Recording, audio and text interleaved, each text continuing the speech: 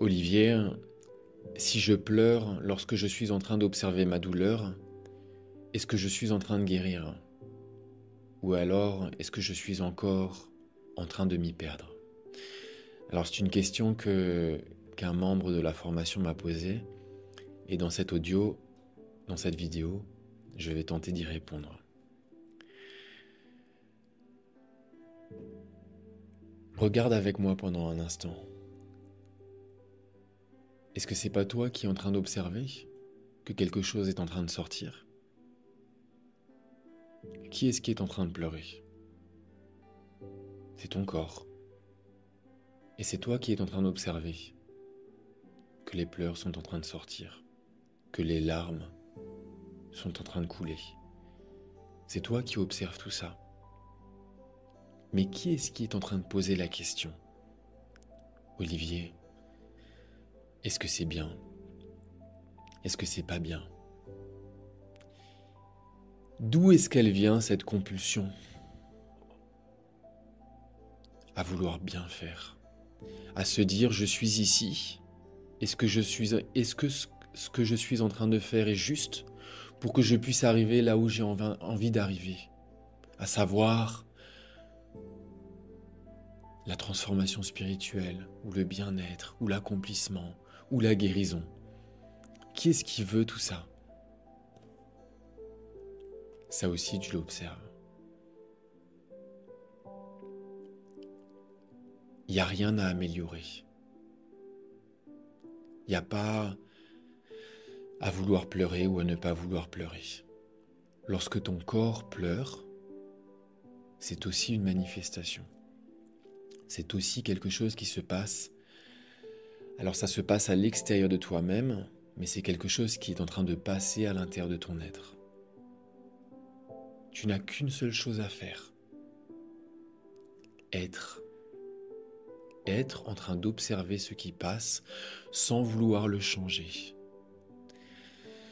Lorsque tu pleures, c'est comme si dans ton champ de conscience, il y avait un arbre qui était enraciné et une branche est en train de tomber. Cette branche tombe et ça, c'est un peu comme ta larme, comme une larme qui est en train de couler. Et la larme tombe et toi, tu te dis, mais Olivier, la branche est tombée. La branche est tombée, Olivier. Est-ce que c'est juste? Mais il n'y a rien qui est juste. Il n'y a rien qui ne l'est pas. Il y a juste ce qui est. Et ce qui est, tu l'observes. Et ça n'est pas toi. Tout ce qui se produit est bien. Mais son inverse n'est pas mal. Jamais. Tu n'as qu'une seule chose à faire. C'est à être détaché dans l'observation de ce que tu observes. Je vais relire la question que tu as posée dans toute son entièreté pour voir un petit peu l'énergie dans laquelle tu me la partages et s'il y a peut-être des éléments supplémentaires que je peux te partager. Lorsque l'observation de la souffrance fait pleurer et fait ressentir cette souffrance émotionnellement dans le corps, est-ce que cela veut dire que nous ne la mettons pas suffisamment à distance et que nous n'arrivons pas à nous désidentifier? Tu le vois le contrôle là? Ou tu le vois pas? Est-ce que? Il n'y a pas de est-ce que en fait. Il y a juste ce qui est là. Observe ce qui est là avec détachement. Et s'il te plaît, tes questions sont toujours les bienvenues et elles le seront toujours et je vous encourage à les poser. Mais ne sors pas ton pouvoir à l'extérieur de toi-même. Ce que tu es en train d'observer dans ton champ de conscience, ça c'est ton maître. Et moi je suis juste là pour te rappeler, observe avec détachement, car ce que tu observes, ça n'est pas toi. Mais cela te montre le chemin de ce que tu es en prenant conscience de ce que tu n'es pas. À savoir, tu n'es pas ce qui pleure. Tu n'es pas ce qui est en train d'apprendre. Tu n'es pas ce qui est en train de désapprendre. Tu n'es pas cette compulsion à vouloir comprendre si pleurer est juste ou pas. Tu n'es pas tout cela. Tu es ce qui observe tout cela. Ça, c'est ce que tu es. J'ai mon corps qui a envie de bâiller et ça ne sort pas. Alors attends.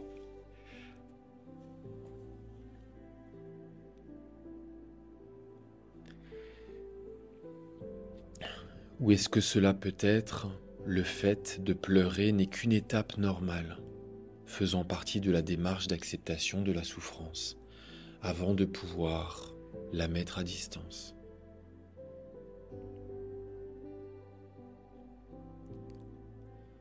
Lâche cette volonté. Lâche ce contrôle. Et juste observe. Ça pleure. Ah, j'accepte. Ça n'est pas moi. Ce qui pleure est en train de passer dans mon champ de conscience. Ah, je vois à l'intérieur de moi-même que j'ai envie de comprendre ce que ce processus de guérison veut peut-être dire. Ah, je suis en train de voir cette énergie qui me demande, est-ce que c'est juste?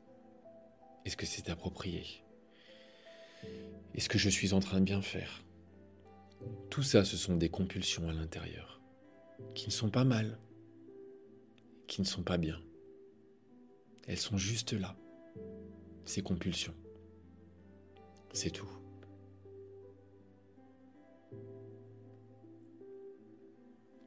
Je pense que j'ai répondu à ta question d'une manière assez simple. J'espère que ça y répond. N'hésite pas à partager autre chose si tu souhaites le partager dans le groupe de la formation. Mais n'oublie pas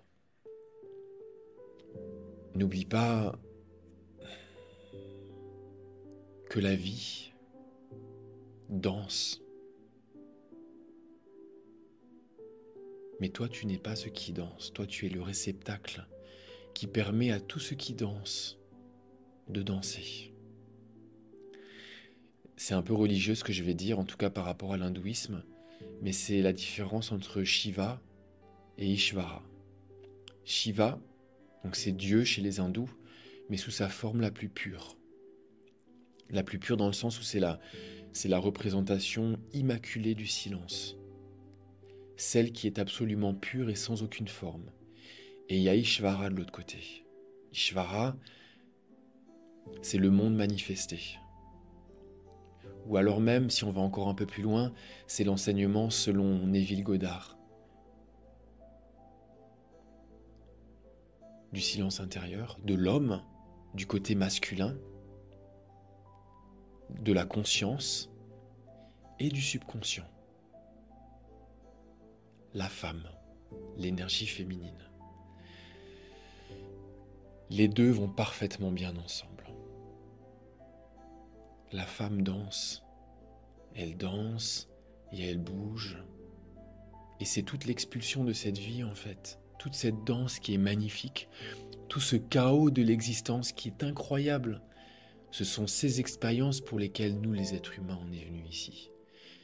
Mais ces expériences ne sont agréables que si l'on n'oublie pas ce côté immaculé, ce côté masculin, ce côté de la conscience. Les deux vont parfaitement bien ensemble. La conscience ne peut que profiter du côté féminin si elle n'a pas oublié quelle est cette conscience. Et le côté féminin, cette danse de la vie qui danse, ne peut que profiter de tout ce qui bouge si elle n'oublie pas quel est ce qui ne bouge pas. Les deux doivent avoir un équilibre qui est parfait. Ce fameux équilibre. Ça, c'est la définition du yoga. C'est lorsque le silence et l'agitation sont parfaitement équilibrés. C'est lorsque le côté masculin et le côté féminin sont parfaitement équilibrés. Danser dans la vie est une chose, se perdre dans le chaos des distractions est une chose, si et seulement si on ne perd pas de vue ce qui ne bouge jamais, à savoir ce berceau et cet espace dans lequel absolument tout passe. Et cela inclut les pleurs, les larmes, la guérison, la transformation. Tout cela, ce ne sont que des formes qui passent dans ton champ de conscience. Conscience qui, elle, ne peut pas guérir parce qu'elle n'a jamais été altérée. Ce qui se passe, je vais te donner une image. Tu es en train de m'écrire un message et il y a en fait, imagine que tu es au cinéma. Il n'y a pas de film qui est projeté. Tu sais, la toile blanche, elle est toute blanche. Et tout d'un coup est projetée sur cette toile blanche une image avec une fissure. Et toi, tu regardes la fissure et tu dis, mais Olivier, c'est fissuré là. Et moi, je suis juste là pour te dire non. T'es pas fissuré. Tu es ce sur quoi la fissure se projette. Mais toi, tu as oublié que tu n'étais pas cette fissure et que tu es l'espace immaculé sur lequel cette fissure est projetée. Et tu me dis, oui, mais Olivier, est-ce que cette larme, elle n'est pas inappropriée? Olivier, est-ce que ce processus de guérison est le bon? Tout ça ne fait que passer sur cette toile blanche au cinéma. Tout ne fait que passer. Et moi, je ne suis là que pour ça. Pour te rappeler que tu es déjà parfait et parfaite telle que tu es et que tout ce dont tu es le témoin, la témoin, ne fait que passer. Et tout ce qui passe toujours lorsque l'on est en pleine conscience est là pour nous montrer uniquement un seul chemin.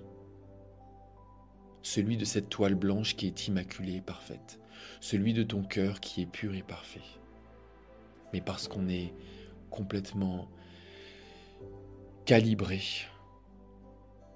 et perdu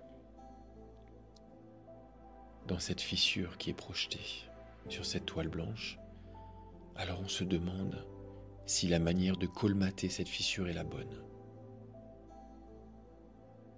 Mais il n'y a rien à réparer. Il n'y a rien à réparer. Tu sais, c'est un peu comme, imagine que tu fais un cauchemar la nuit, ok ? Tu fais un cauchemar horrible. Il y a peut-être des gens qui se font tuer, toi qui es au milieu d'une guerre. Mais le matin, quand tu te réveilles, et que tu te souviens de tout ton rêve, est-ce que tu es en train de te dire « Mais Olivier, comment je vais réparer tout ce qu'il y a eu dans le rêve ?» Tu vois le délire ? Comment est-ce que je vais réparer tout ce rêve ? Et tout le monde était mort, tout le monde était malade, ici et ça, et... Non, tu te réveilles et tu te dis « Ah mais en fait, la fissure elle n'existe plus. » Sur le toile blanc au cinéma. Quand tu te réveilles en fait, comment on appelle le truc là où tu projettes au cinéma, j'arrive jamais à trouver le nom là, le truc, la toile blanche là, où tu projettes le film dessus. Mais le matin quand tu te réveilles, cette toile est de nouveau blanche et tu te rends compte que la fissure elle a existé que dans ton rêve. Donc il n'y a rien à réparer en fait. Mais nous dans cette vie, là est toute l'histoire de tout ce que je partage. Nous dans cette vie, il n'y a rien à réparer. Il y a juste à se réveiller de ce que l'on n'est pas pour prendre conscience de ce que l'on est. Et dans ce réveil, on se rend compte qu'il n'y a rien à réparer, que tout est déjà parfait. Et moi, petit Olivier que je suis juste là pour faire tout le temps toc toc toc. Toc toc toc, allô, tu es déjà parfait. Il faut juste que tu te réveilles de ce que tu n'es pas. Moi, je ne suis là que pour ça. Moi, je fais juste tout le temps que toquer. Avec mon arrogance et mon effronterie que j'adore. Arrogance imbibée de bienveillance. Mais moi je suis là pour ça. pour choquer ton mental et pour qu'il s'arrête. Et pour lui dire, hé, stop là. Tout ça c'est bien, mais c'est pas réel. Regarde qui toi tu es, en prenant conscience de ce que tu n'es pas. Moi je ne suis là que pour ça. Voilà. Je te remercie pour ton écoute et cet audio, ce podcast qui répond à une question de l'un des membres de la formation, c'est la première fois que je le tourne avec ce cadre-là autour de moi. Donc n'hésite pas à me faire un petit retour. Olivier, c'est pourri, j'aime pas. C'est moche. Je plaisante, tu vois. Là, j'expulse un peu d'arrogance. Mais laisse un petit commentaire, ça me permet de m'inspirer pour la suite des choses. Je te remercie pour ton écoute et je te dis à très vite pour la suite.